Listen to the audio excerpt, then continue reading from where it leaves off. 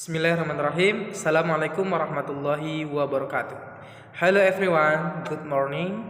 First of all, we would like to thank the lecturer, Mr. Widodo, Stanford on his time. We from Group 2 would like to present about partnership and resources. The member of Group 2 are, let me introduce myself. My name is Sahdan Anwar Rustion, and my friend Rahma Yulia, Siti Nurjana, and Wulan Suri Rahayu.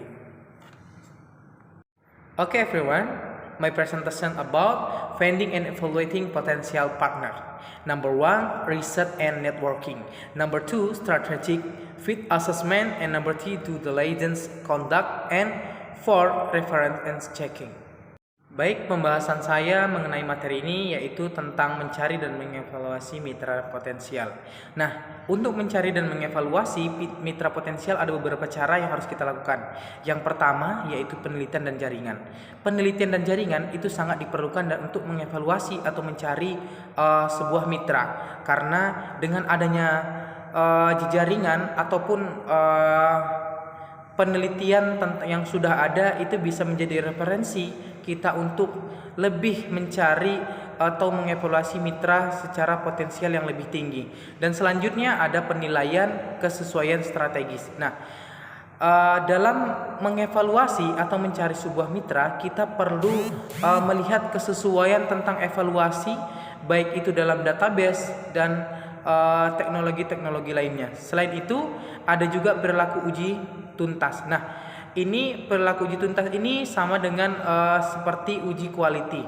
Nah, kalau sudah ada uji quality-nya atau kualitas ujinya, itu akan mempermudah kita untuk percaya bahwa mitra yang akan kita ajak kerjasama itu sangat berkualitas. Selanjutnya ada pemeriksaan referensi.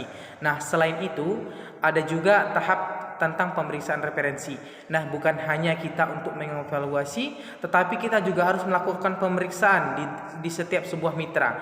Untuk apa? Guna untuk supaya mitra yang akan kita jalin kerjasamanya lebih relevan dan efektif. Assalamualaikum warahmatullahi wabarakatuh. Hello, introducing myself, I'm Siti Nurjana. So, in this video, I will be a presentation about what are the risks and challenges in partnership. So, in this slide, I have 3 points. For the first, about conflict resolution. Conflict resolution is a capability or process in which two or more parties reach an agreement on a dispute or different possibility. Nah, jadi konflik resolusi ini adalah suatu kemampuan atau sebuah proses di mana dua belah pihak atau lebih mencapai sebuah kesepakatan atas perselisihan secara damai. Nah, kadangkala orang yang menyelesaikan konflik ini adalah mediator atau pihak netral. Namun, salah satu pihak yang terlibat dalam perselisihan juga bisa mengambil perspektif yang berbeda untuk mendapatkan solusi yang memuaskan bagi kedua belah pihak. Poin yang kedua ada imbalance contribution atau kontribusi yang tidak seimbang. Nah, kontribusi yang seperti ini dapat melibatkan ketidaksetaraan dalam partisipasi, dukungan, atau kontribusi dari berbagai pihak dalam suatu proyek atau inisiatif. Nah, kita ambil contoh, jika dalam sebuah tim proyek, sebagian besar anggota tim memberikan kontribusi yang signifikan, sementara beberapa anggota yang lainnya hanya memberikan sedikit atau bahkan tidak memberi kontribusi sama sekali.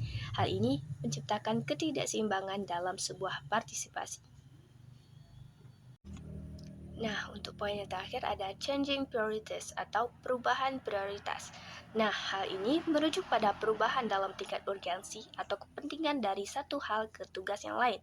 Dalam konteks bisnis atau proyek, perubahan prioritas dapat terjadi sebagai respon terhadap perubahan dalam keadaan pasar, persyaratan pelanggan atau faktor-faktor lain yang mempengaruhi keputusan manajemen.